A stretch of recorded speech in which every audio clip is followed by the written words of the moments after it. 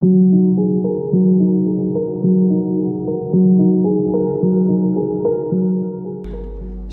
सभामुख महोदयको अनुमतिले नेपालको संविधानको धारा 100 को उपधारा 2 बमोजिम प्रतिनिधि सभाबाट विश्वासको मत प्राप्त गर्न प्रतिनिधि सभा नियमावली 2075 को नियम 152 को उपनियम 4 बमोजिम प्रस्ताव प्रस्तुत गर्दछु। प्रधानमन्त्री पुष्पकमल दाहाल प्रचण्डले प्रतिनिधि सभाबाट दोस्रो पटक विश्वासको मत पाउनु भएको छ। सोमबार उहाँले विश्वासको मत माग्दै राखेको प्रस्तावमा प्रतिनिधि सभा सदस्यहरूले मतदान गर्नुभएको थियो। उहाँले राखेको प्रस्तावको पक्षमा 172 मत खसेको छ भने उहाँलाई विश्वासको मत दिनुहुन्न भन्ने पक्षमा 89 मत परेको छ। आजको मतदानमा 262 सांसद सहभागी हुनुभएको थियो। ती मध्ये 1 जना तटस्थ बस्नुभयो।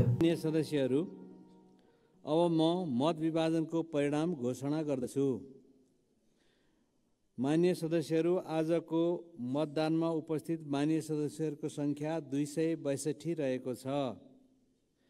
मान्य सदस्यहरू, सम्माननीय प्रधानमन्त्री श्री पुष्पकमल दाहाल प्रचण्डले नेपालको संविधानको धारा 100 को उपधारा 2 बमोजिम प्रतिनिधि सभाबाट विश्वासको मत प्राप्त गर्न राख्नुभएको प्रस्तावको पक्षमा अर्थात् हुन्छ भन्ने पक्षमा जम्मा 172 मत, प्रस्तावको विपक्षमा अर्थात् हुन्न भन्ने पक्षमा 89 मत र प्रस्तावको मत दिन्न भन्ने पक्षमा जम्मा 1 मत परेको छ। मान्य सदस्यहरू, सम्माननीय प्रधानमन्त्री श्री पुष्पकमल दाहाल प्रचण्डले नेपालको संविधानको धारा 100 को उपधारा 2 बमोजिम प्रतिनिधि सभाबाट विश्वासको मत प्राप्त गर्न राख्नुभएको प्रस्तावको पक्षमा 172 मत परेको र उक्त संख्या प्रतिनिधि सभामा तत्काल कायम रहेको सम्पूर्ण सदस्य संख्याको बहुमत भएकोले सम्माननीय प्रधानमन्त्री श्री पुष्पकमल दाहाल प्रचण्डले प्रतिनिधि सभाबाट विश्वासको मत प्राप्त गर्न राख्नुभएको प्रस्ताव बहुमतले पारित भएको घोषणा गर्दछु।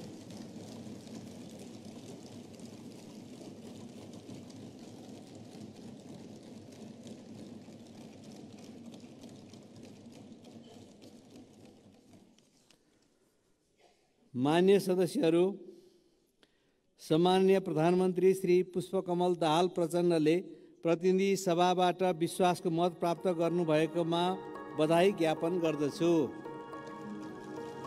यसअघि गत पुस 26 मा प्रधानमन्त्री प्रचण्डले प्रतिनिधि सभाबाट विश्वासको मत पाउनु भएको थियो। त्यसबेला उहाँले 268 जना सांसदको विश्वासको मत प्राप्त गर्नुभएको थियो। सर्वप्रथम म लोकतान्त्रिक नेपालका महान शहीद, बेपत्ता र घाइते योद्धाहरूको त्याग, तपस्या र बलिदानप्रति हार्दिक श्रद्धासुमन व्यक्त गर्दै उहाँहरूका सपना र सङ्कल्प पूरा गर्न निरन्तर क्रियाशील रहने अठोट व्यक्त गर्दछु। 11 पौष 79 मा गठन भएको सरकारलाई पुस 26 गते यो सम्मानित संसदबाट अभूतपूर्व विश्वासको मत प्राप्त भएको थियो। त्यस यता सरकार अर्थतन्त्रको पुनरुत्थान, सुशासनको प्रत्याभूति, विकास निर्माणमा तीव्रता, सेवा प्रवाहमा सरलीकरण, सामाजिक न्यायको प्रवर्धन र राष्ट्रिय हितको अभिवृद्धिका लागि इमानदारीपूर्वक क्रियाशील रहेको यस सम्मानित संसदलाई जानकारी नै छ। यही अवधिमा नेपालको संविधानमा व्यवस्था भए बमोजिम नयाँ राष्ट्रपति र उपराष्ट्रपतिको निर्वाचन अत्यन्तै सौहार्दताका साथ सम्पन्न भएको छ। म उहाँहरू दुवैलाई गरिमामय पदमा नियुक्तिका लागि हार्दिक बधाई सहित सफल कार्यकालको शुभकामना व्यक्त गर्दछु। सभामुख महोदय, फेरि विश्वासको मतका लागि यति छिटै संसदसँग अनुरोध गर्ने अवस्था आउला भन्ने मैले सोचेकै थिइनँ। राजनीतिक स्थिरताको प्रतिबद्धता सहित सरकार गठन गरेका थियौँ। मैले मात्रै होइन, सहयात्री सबै दलका नेताहरूले पनि संसदमा स्थायित्वको वाचा गर्नुभएको थियो। प्रधानमन्त्री र मन्त्रीहरू बीच न ठुला कुनै नीतिगत मतभेद देखिएका थिए, न कार्यशैलीगत मतभेद नै। क्याबिनेट बैठकहरू सधैँ अत्यन्त सौहार्द रहे। व्यक्तिगत सम्बन्धहरू पनि सुमधुर थिए र अहिले पनि छन्। चौतर्फी निराशा र हताशालाई चिर्दै सरकारले एकदमै छिटो जनतामा एक स्तरको आशा जगाएको पनि थियो। तर राष्ट्रिय सहमतिमा राष्ट्रपति चयनका लागि मेरो प्रस्तावपछि अचानक राप्रपा र नेकपा एमालेका मन्त्रीहरूले राजीनामा दिनुभयो र सरकारलाई दिएको विश्वासको मत पनि फिर्ता लिनुभयो। यसरी संविधान त फेरि विश्वासको मत लिन आवश्यक बन्न गयो। सरकार गठनको 2 महिना नपुग्दै विश्वासको मत फिर्ता लिने निर्णयको प्रतिरक्षा निर्णय गर्ने दल र निर्णय गर्ने माननीयहरूले नै गर्नुहोला। यो कति राजनैतिक र जिम्मेवार निर्णय भयो त्यसको जवाब पनि उहाँहरूले नै दिनुहोला र जनताको पनि आफ्नो मूल्याङ्कन हुने नै छ। तर पनि मलाई के कुरामा खुसी छ भने साथीहरूले आजका दिनसम्म पनि प्रधानमन्त्री र सरकारको यो गलत काम वा निर्णयले गर्दा हामीले विश्वासको मत फिर्ता लिनु पर्यो भन्नुभएको चाहिँ छैन। म सरकार बाहिर रहेका पार्टीहरूलाई समेत जोडेर राष्ट्रिय सहमतिको वातावरण बनाउन प्रयत्नशील थिएँ। तर राष्ट्र सामु स्थिरताको प्रतिबद्धता जनाएका 2 दल नै अस्थिरतातिर अग्रसर हुनु चिन्ताको विषय हो।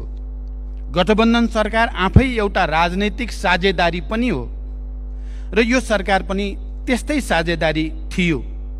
गठबन्धनका घटक बीच केही वैचारिक राजनीतिक मतभेद थिए, तर हामीले न्यूनतम साझा कार्यक्रम बनाएर सहमतिको आधार तयार गरेका थियौं र विगतका मतभेदहरूलाई नउठाउने समझदारी गरेका थियौं। म त्यो प्रतिबद्धतामा कायम रहेँ, तर केही पक्षबाट त्यसको पालना भएन। सभामुख महोदय, संसदमा पहिलो दिन नै संसद विघटनको अत्यन्त संवेदनशील विषयले प्रवेश पायो र त्यसले सिङ्गो देश तरङ्गित पनि बन्यो। त्यो विषयको उठान न सान्दर्भिक थियो न प्रासङ्गिक नै थियो। देशमा ठूलो संवैधानिक र राजनीतिक सङ्कट निम्त्याएको त्यो कदम कुनै गर्वको विषय थिएन। 2 पटक सम्मानित सर्वोच्च अदालतले नै असंवैधानिक भनिसकेको र संवैधानिक निरूपण भइसकेको त्यस्तो अप्रिय विषयको प्रवेशले गठबन्धनमा अविश्वास मात्र बढाएन, संविधान र लोकतन्त्रको निरन्तरता एवं संसदको स्थायित्वमै प्रश्न चिन्ह खडा गर्यो। मैले दुःखका साथ भन्नुपर्दछ, लगभग सिङ्गो संसदको विश्वासको मत पाएको प्रधानमन्त्रीलाई त्यही संसद विघटनको खुला पक्षपोषणले ठूलो नैतिक, संवैधानिक र राजनीतिक चुनौती दियो। राष्ट्रिय सहमतिका लागि मेरो निरन्तर प्रयासले पनि गठबन्धनको प्रमुख दलबाट नै समर्थन पाउन सकेन। प्रधानमन्त्रीका रूपमा मैले संसदबाट लगभग राष्ट्रिय सहमतिको समर्थन प्राप्त गरेँ। त्यो ऐतिहासिक समर्थनप्रति कृतज्ञता जनाउन र राष्ट्रका सङ्कटहरूको सामना गर्न पनि मैले राष्ट्रिय सहमतिमै जोड दिनु पर्थ्यो र मैले जोड दिएँ पनि।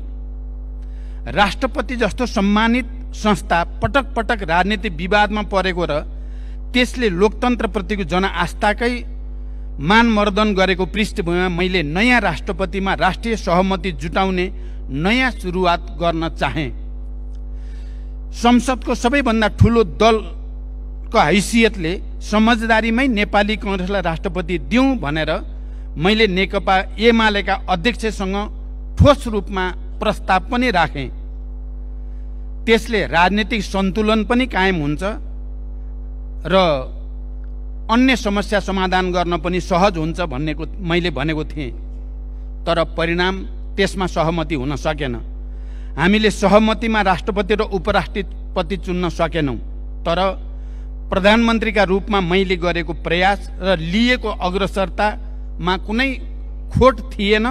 म आज सम्मानित सदनलाई भन्न चाहन्छु, मेरो त्यो चाहना के कमजोरी थियो र या यो पहल राष्ट्रप्रतिको जिम्मेवारी बोध थियो।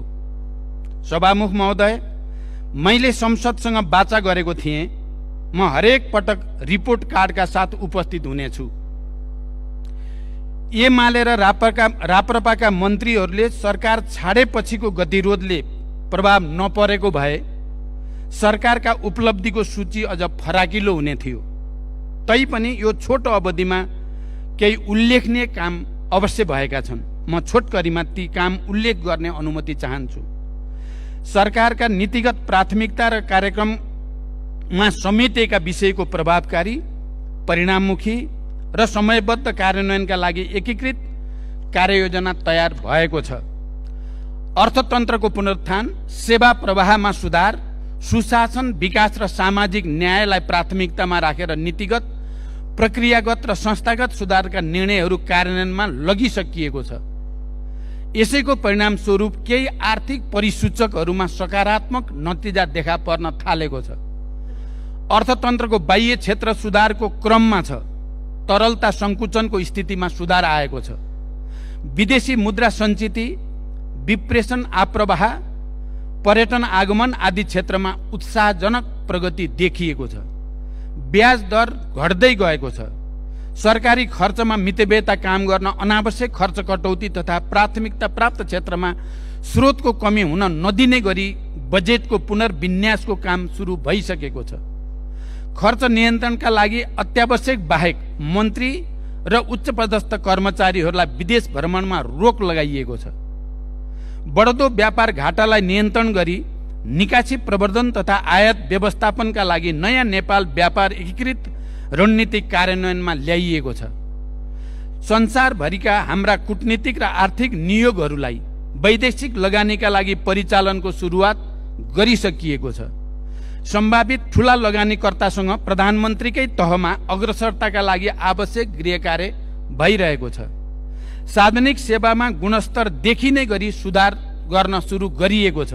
राहदानी, राष्ट्रिय परिचय पत्र, सवारी चालक अनुमति पत्र, नो अब्जेक्सन लेटर लगायतका सेवाहरूमा जनताको कष्टपूर्ण लाइन पछिल्ला दिनमा निकै नै कम भएको छ।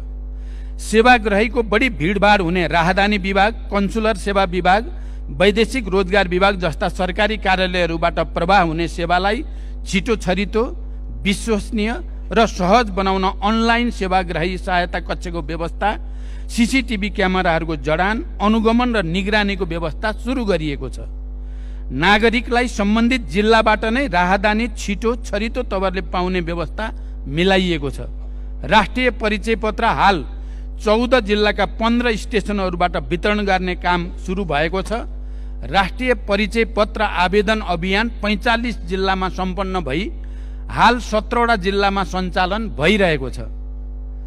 स्थानीय तहका कुल 6665 वटा ओडाबाट अनलाइन प्रणाली मार्फत व्यक्तिगत घटना दर्ता सुरु गरिएको छ।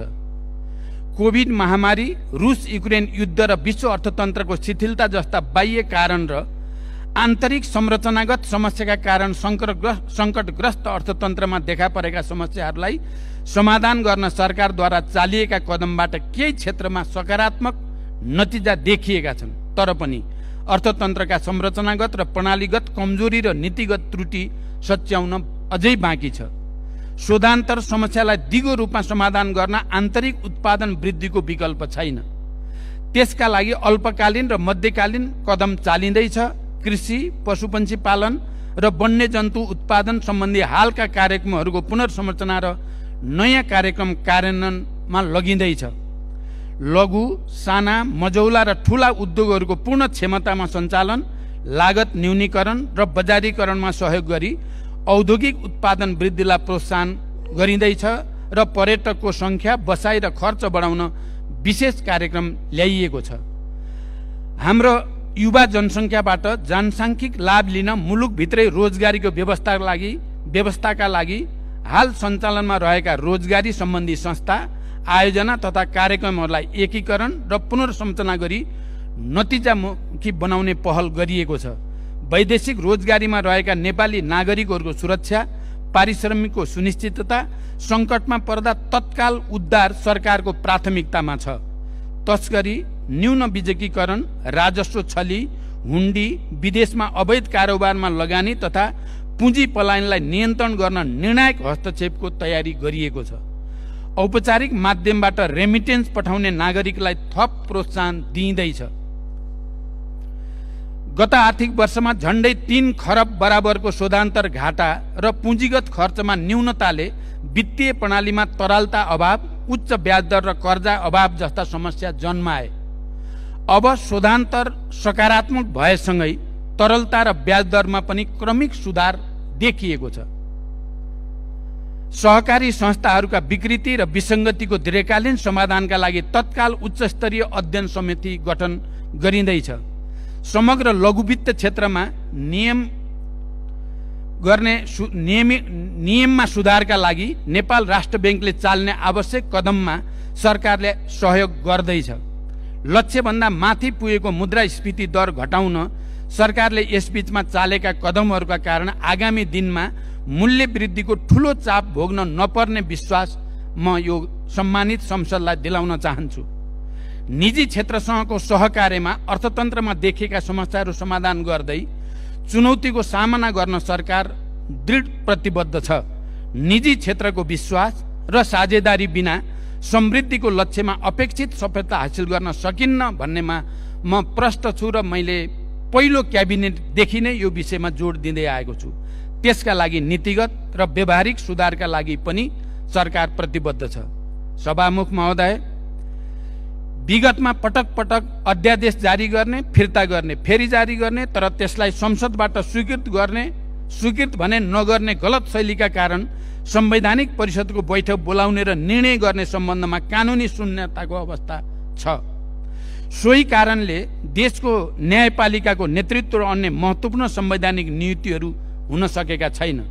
यो शून्यता पूर्ण सरकारले संवैधानिक परिषद, काम कर्तव्य अधिकार र कार्यविधि सम्बन्धी पहिलो संशोधन ऐन 2079 सम्बन्धी विधेयक संघीय संसदमा पेश गरिसकेको छ। साथै सम्पत्ति शुद्धिकरण, निवारण तथा व्यावसायिक वातावरण प्रवर्धन सम्बन्धी ऐनमा समसामयिक संशोधन गर्न बनेको विधेयक पनि पेश भइसकेको छ।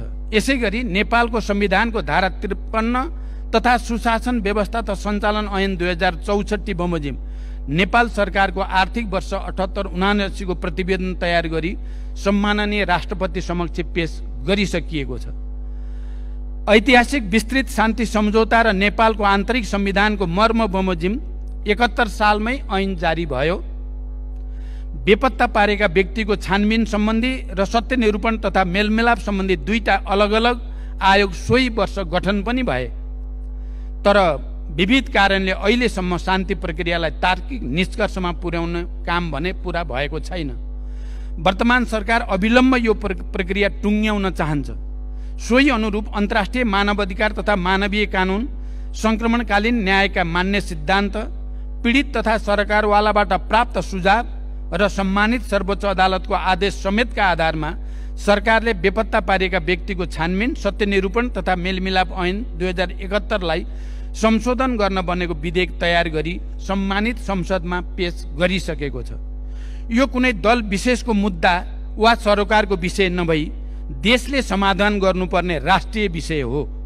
शान्ति प्रक्रियाका बाँकी काम र संक्रमणकालीन न्यायलाई चाँडै टुङ्ग्याउने विषयलाई सरकारले उच्च प्राथमिकतामा राखेको छ। सभामुख महोदय, सरकार नेपालको विकासको नयाँ मोडेलको तयारीमा छ, किनकि हालसम्मका योजनाबद्ध विकासका प्रयासबाट भौतिक पूर्वाधार निर्माण, शिक्षा, स्वास्थ्य, लैङ्गिक समानता, समावेशिता जस्ता क्षेत्रमा उपलब्धि हासिल भए पनि उत्पादन र रोजगारीको क्षेत्रमा हाम्रो प्रगति निराशाजनक छ। संविधानले समाजवाद उन्मुख आर्थिक प्रणाली निर्माणको परिकल्पना गरे पनि हाम्रा नीति र कार्यक्रमहरूमा ठूलो विरोधाभास छ। पूर्वाधारको व्यवस्थाबाट विकासको ढोका खोल्ने, त्यस्ता सुविधा पुगेका ठाउँमा उद्योगहरू खुल्ने, कृषिको आधुनिकीकरण हुने र त्यसबाट समग्र उत्पादन तथा रोजगारी बढ्ने विश्वास गरिन्छ। तर हामीले त्यस्ता पूर्वाधार पुर्याएका गाउँहरू बचाइसकेका कारण हाम्रा त्यस्ता पूर्वाधार पुर्याएका गाउँहरू बसाइसराएका कारण रित्तिँदै गएका छन्। खेतीयोग्य जमिन बाँझो हुँदै जान थालेका छन् र युवाहरू रोजगारीको लागि विदेशिने क्रम घटेको छैन। यो अवस्थाबाट पार पाउन पहिले कार्यान्वयन गरिआएका नीति, योजना र कार्यक्रममा टालटुल गर्ने सुधार अब सम्भव छैन। क्रम भङ्ग नै जरुरी छ भन्ने सरकारको विश्वास छ। त्यसैले 16औं विकास योजनामा विकासको नयाँ मोडेल पेश गर्ने सरकारको तयारी रहेको छ। आगामी आर्थिक वर्षको बजेटमा खर्च कटौती अनि उपलब्ध स्रोतको अधिकतम उपयोग हुने क्षेत्रमा बजेट विनियोजनमा जोड दिइँदैछ। अत्यावश्यक बाहेक नयाँ आयोजनाहरू सुरु नगर्ने र अधिक प्रतिफल दिने आयोजनाहरूलाई मात्र बजेट विनियोजन गर्ने नीति लिइँदैछ। उत्पादन र रोजगारीको क्षेत्रमा केही थप कार्यक्रम अघि बढाइँदैछ। पुँजीगत खर्च कम हुने र सम्पन्न भएका कामको पनि गुणस्तर न्यून हुने रोग निराकरण गर्न आगामी आर्थिक वर्षमा संरचनागत र प्रणालीगत सुधार गरिँदैछ। यस कदमबाट बजेटको आकार सानो भए पनि आगामी वर्ष पुँजी निर्माण र आर्थिक क्रियाकलापमा वृद्धि गर्ने कार्यमा उल्लेखनीय प्रगति हासिल हुनेछ र त्यसपछिका वर्षहरूमा उच्च आर्थिक वृद्धिको आधार तयार हुनेछ भन्ने हाम्रो विश्वास छ। सभामुख महोदय, सबै सरकारी सेवाहरूको लागत र समय पनि घटाएर अनलाइन प्रणालीबाटै सबै सेवा चुस्त र सहज रूपमा उपलब्ध गराउन आवश्यक काम भइरहेका छन्। हेलो सरकारलाई थप प्रभावकारी बनाइएको छ र त्यसलाई आगामी दिनमा स्थानीय तहसम्म विस्तार गरिनेछ। नागरिकता सम्बन्धी ऐन, सङ्घीय निजामती ऐन, सङ्घीय शिक्षा ऐनको विधेयकलाई यथाशीघ्र अन्तिम रूप दिई संसद समक्ष पेश गर्न सरकारले यस सम्बन्धी प्राविधिक कामहरू सदनताका साथ अगाडि बढाइरहेको छ। निजामती लगायत सबै राष्ट्र सेवकहरूको मनोबल उच्च राख्न सरकारले आफ्नो क्षमताले भ्याएसम्म सेवा सुविधा बढाउँदै लैजाने नीति लिएको छ।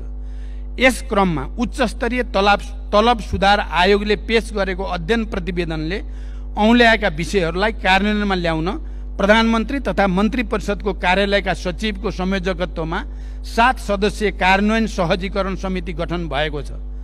अत्यावश्यक सेवा प्रदान गर्ने कार्यालयहरूमा कतिपय सार्वजनिक विधाका दिनहरूमा समेत कार्यालय खोल्ने गरी विक्रम सम्वत 2080 सालमा दिइने सार्वजनिक विधा तथा कार्यालय समय निर्धारण गरिएको छ। निजामती प्रशासन, सुरक्षा निकाय लगायत सार्वजनिक प्रशासनलाई कम खर्चिलो, चुस्त, जवाबदेही र सक्षम बनाउन एवं 3 तहका सरकारहरू बीचको सम्बन्धलाई संविधानको मर्म र भावना अनुरूप ठिक ढङ्गबाट अघि बढाएर संघीयता कार्यान्वयनमा सहजीकरण गर्ने सम्बन्धमा सुझाव पेश गर्न सरकारले उच्चस्तरीय प्रशासन पुनर्संरचना आयोग गठन गर्दैछ। त्यसलाई मर्यादित एवं व्यवस्थित बनाउन अन्य देशका अभ्यास समेतको अध्ययन गरी सुझाव सहितको प्रतिवेदन पेश गर्न गृह मन्त्रालयका सचिवको संयोजकत्वमा एक उच्चस्तरीय समिति गठन गरिएको छ। प्रशासनिक समन्वयका लागि नेपाल सरकारका मुख्य सचिवको संयोजकत्वमा प्रशासनिक समन्वय परिषदको गठन भएको छ। संघीयता कार्यान्वयनमा देखा परेका समस्या समाधान गर्न संविधान र कानून बमोजिम गठित अन्तर प्रदेश परिषद लगायतका संयन्त्रलाई क्रियाशील बनाउने र गर्न बाँकी कामहरूको सूची बनाई क्रमशः कार्यान्वयन गर्दै जाने दिशामा सरकार अघि बढिरहेको छ। संविधानको अनुसूचीमा रहेका 3वटै तहका सरकारको कार्यसूचीलाई परिभाषित गर्ने क्रममा विगतमा तयार गरिएका कार्य विस्तृतीकरण प्रतिवेदनलाई पुनरावलोकन र आवश्यक परिमार्जन गरी 3 तहको सरकारका बीचमा रहेको काम तथा जिम्मेवारीको दोहोरोपन र अन्य दुविधाजनक विषयलाई थप स्पष्ट गरिँदैछ। सभामुख महोदय, नेपाल सरकार, प्रदेश सरकार र स्थानीय तहबीच प्राकृतिक स्रोतको रोयल्टी बाँडफाँड स्वीकृत गरिएको छ। विकास आयोजना तथा सार्वजनिक निर्माणमा अत्यावश्यक प्राकृतिक स्रोत साधन, ढुङ्गा, गिटी, बालुवा आदिको आपूर्तिमा देखेका समस्या समाधान गर्न अनावश्यक दोहन नियन्त्रण गरी दिगो र वातावरण मैत्री हुने गरी उत्खनन र बिक्री वितरण गर्न सहयोग पुर्याउने ढुङ्गा, गिटी, बालुवा उत्खनन, बिक्री तथा व्यवस्थापन सम्बन्धी दोस्रो संशोधन मापदण्ड 79 कार्यान्वयनमा ल्याइएको छ। विकास सम्बन्धी छुट्टै ऐनको विधेयक तयार भइरहेको छ। राष्ट्रिय गौरव लगायतका ठूला परियोजनाहरूको निर्माणलाई निर्धारित लागत, गुणस्तर र समयमै सम्पन्न गर्न बजेट र जनशक्ति अभाव नहुने गरी आवश्यक व्यवस्था मिलाइएको छ। त्यस्ता आयोजनाहरूको स्थलगत अनुगमनलाई तीव्रता दिँदै प्रधानमन्त्री तथा मन्त्री परिषदको कार्यालयबाट आवश्यक निर्देशन, समन्वय र सहजीकरण पनि भइरहेको छ। ठेक्का लिएर काम पूरा नगर्ने, बीचमै काम छोड्ने तथा काममा विलम्ब गर्ने निर्माण व्यवसायहरूलाई सचेत गराइएको छ र बारम्बार म्याद थप्दा पनि काम पूरा नगर्ने व्यवसायलाई कालो सूचीमा पनि राखिएको छ। निर्माण कार्यमा गुणस्तर कायम गर्न अनुगमन तथा प्राविधिक परीक्षणमा तीव्रता दिइएको छ। साथै काम सम्पन्न भइसकेर पनि निर्माण व्यवसायले समयमै भुक्तानी नपाउने समस्यालाई पनि सरकारले गम्भीरतापूर्वक लिएर समाधानमा अगाडि बढिरहेको छ।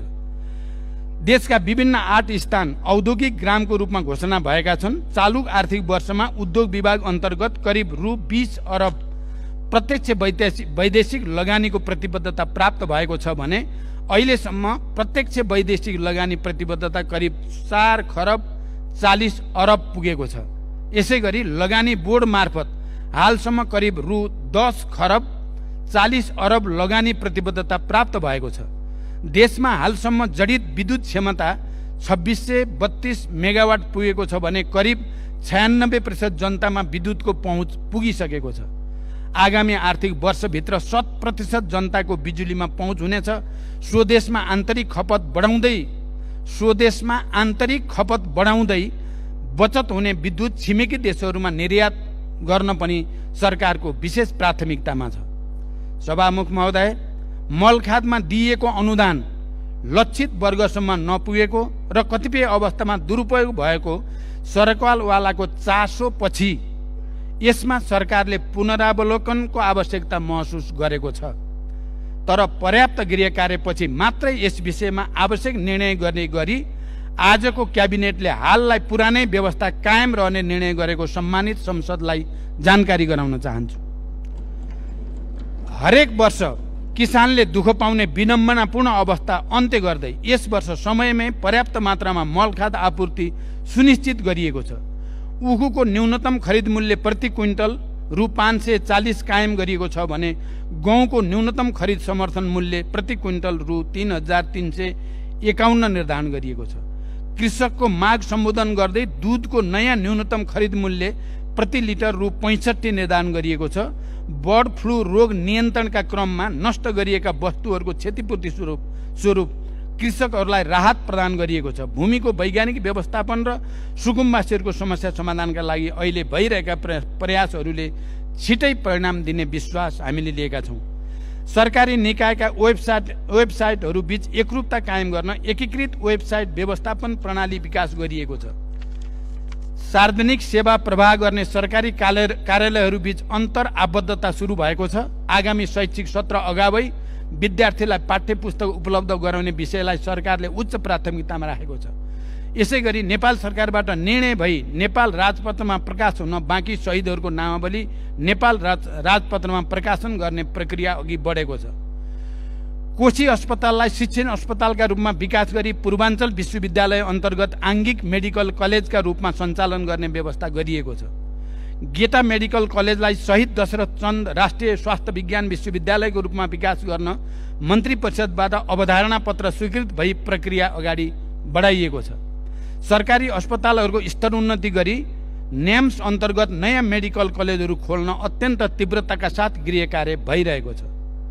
यसबीच पोखरा अन्तर्राष्ट्रिय विमानस्थल सञ्चालनमा आएको छ भने विभिन्न विमानस्थलको स्तरोन्नति भइरहेको छ। राष्ट्रको आत्मबल र सम्मान बढाउने खेलाडीहरूलाई प्रोत्साहित र पुरस्कृत गरिएको छ।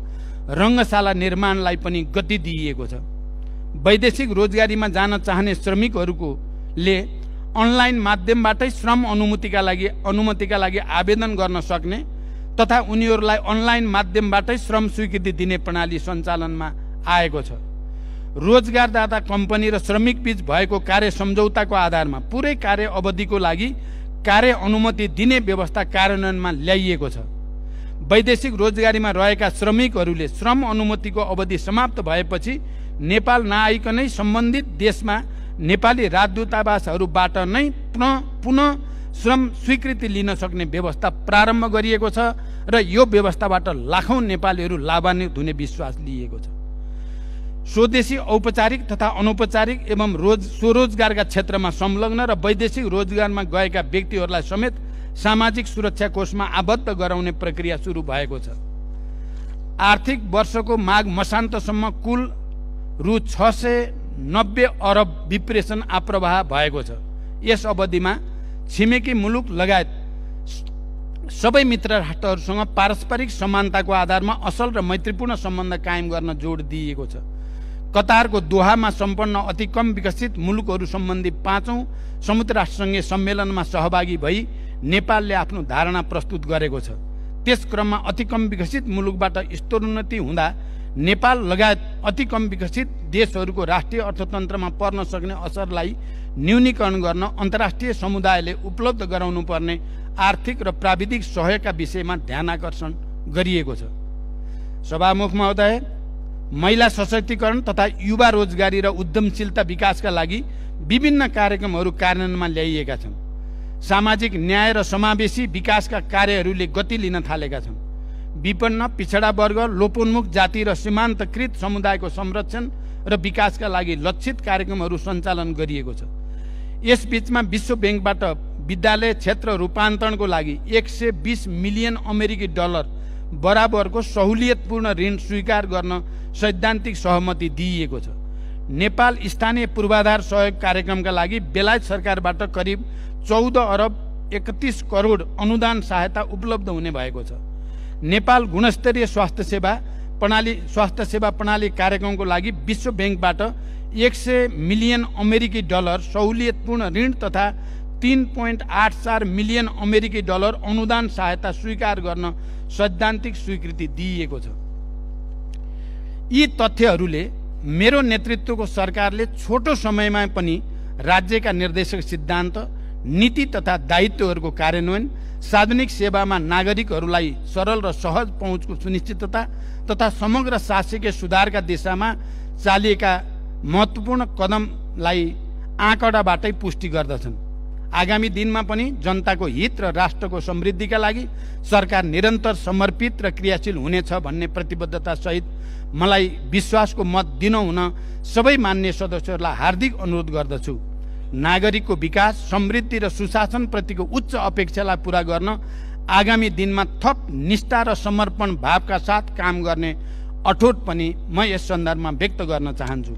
सभामुख महोदय, मैले यस अघि पनि संसदमा भनेको छु, आज पनि दोहोर्याउन चाहन्छु। राष्ट्रका सङ्कट र सम्भावना दुवैले राष्ट्रिय सहमतिको माग गरेका छन्। राजनैतिक नेतृत्व र सार्वजनिक प्रशासकहरूमा विकास मैत्री, सेवाग्राही मैत्री र लगानी मैत्री मानसिकता तयार गर्नु छ। लाखौं युवालाई स्वदेशमै रोजगारी सृजना गरी सम्मानित जीवन दिन राष्ट्रले साझा सङ्कल्प लिन जरुरी छ। एउटा गुणस्तरीय रङ्गशाला समेत नपाएका क्रिकेट खेलाडीले देशलाई विश्वकप छनौटसम्म पुर्याए। तीमाथि न्याय गर्न पनि हामी सबै एक ठाउँमा उभिनु छ। आर्थिक सङ्कटको सामना गर्न हामीसँग राष्ट्रिय सहमतिको विकल्प छैन। निरपेक्ष गरिबीमा रहेका 50 लाख नेपालीलाई त्यहाँबाट निकाल्न सबै दल एक ठाउँमा उभिन जरुरी छ। राष्ट्रियता, राष्ट्रिय सुरक्षा, परराष्ट्र सम्बन्ध, प्रमुख आर्थिक विषय एवं रणनीतिक पूर्वाधार लगायतका राष्ट्रका आधारभूत विषयहरूमा पनि मैले राष्ट्रिय सहमतिको विकल्प देखेको छैन। राष्ट्रिय स्वाधीनता, राष्ट्रिय हित र स्वाभिमानलाई उच्च प्राथमिकता दिँदै छिमेकी र बाँकी विश्वसँग असंलग्न परराष्ट्र नीति अन्तर्गत आत्मसम्मानपूर्ण सम्बन्धका लागि राष्ट्र एकताबद्ध हुनु छ। शान्ति प्रक्रियालाई निष्कर्षमा पुर्याउन पनि मैले आम सहमति अनिवार्य देखेको छु। सरकार सञ्चालन र राजनीतिको तदर्थ शैलीले मात्रै राष्ट्रका आजका आवश्यकतालाई सम्बोधन गर्ने सक्ने अवस्थामा हामी छैनौँ। हजारौं रोजगारी सृजना गर्ने महत्त्वकांक्षी परियोजनाहरूका लागि हामीले बाँकी विश्वलाई विश्वस्त गर्न पनि राष्ट्रिय एकता नै जरुरी छ। देशलाई आकर्षक लगानीको गन्तव्य बनाउन नसकेसम्म हामीले ठूलो आर्थिक रूपान्तरणको अपेक्षा गर्न सक्दैनौँ। त्यसका लागि हामीले विश्व रङ्गमञ्चमा अब नेपालले एकीकृत रूपमा फरक ढङ्गले सोच्न थालेको छ भन्ने सन्देश दिनु छ। अहिलेकै पर्यटकको सङ्ख्या र गुणस्तरले हाम्रो पर्यटन क्षेत्रले फड्को मार्न सक्दैन। अहिलेकै पूर्वाधारले मात्र पनि हामी पर्यटनमा क्रान्ति ल्याउन सक्दैनौँ। हामीले आर्थिक क्रान्ति गर्नु छ जसले देशमा सकारात्मक आर्थिक कायापलट गरोस्। यो कसैको एकल नायकत्वमा सम्भव छैन। राष्ट्रको निर्माण कुनै अमुक नेता वा पार्टीको एकाधिकार वा क्षमताको विषय पनि होइन। यो संसदमा हामी बीच असहमतिका जति विषय होलान् सोभन्दा धेरै सहमतिका विषय छन्। यो संविधान हाम्रा साझा सङ्घर्षहरूको परिणाम हो। हामी सबैलाई हाम्रो राष्ट्र र हाम्रा लोकतान्त्रिक संस्थाहरूप्रति गर्व छ। हामी सबै राष्ट्र र नागरिकको जीवन बदल्ने सङ्कल्पका साथ राजनीतिमा छौँ। अहिले देशको सार्वजनिक बहसको स्तर अलिकति खस्केको छ। समाधान होइन दोषारोपणमा रमाउने प्रवृत्ति देखिँदैछ। एक थरी अराजक तत्त्वहरूले आफ्ना गुफाबाट निस्केर नयाँ समस्या पैदा गर्ने प्रयास पनि देखिएका छन्। जनतामा भ्रम सिर्जना गर्ने र लोकतान्त्रिक संस्थाहरू विरुद्ध मोहभङ्ग गराउने प्रयास पनि यदाकदा देखिने गरेका छन्। देशको आर्थिक प्रणाली नै अवरुद्ध पार्ने सम्मका कोसिस पनि हुन थालेका छन्। यस्तो बेला पनि हामी विभाजित भयौँ भने हामीले इतिहासलाई के जवाब दिन्छौँ? म सिङ्गो सदनलाई र विशेष गरी नेकपा एमाले र राप्रपालाई पनि आफ्नो निर्णयमा पुनर्विचार गर्न, राष्ट्रिय सहमतिका लागि सरकारलाई विश्वासको मत दिन विशेष आग्रह गर्न चाहन्छु। मलाई विश्वास छ यो सम्मानित संसद फेरि एकपटक स्थायित्व र एकताको सन्देश दिँदै अस्थिरताको विपक्षमा उभिनेछ। यही विश्वाससहित बिदा हुन्छु। धन्यवाद।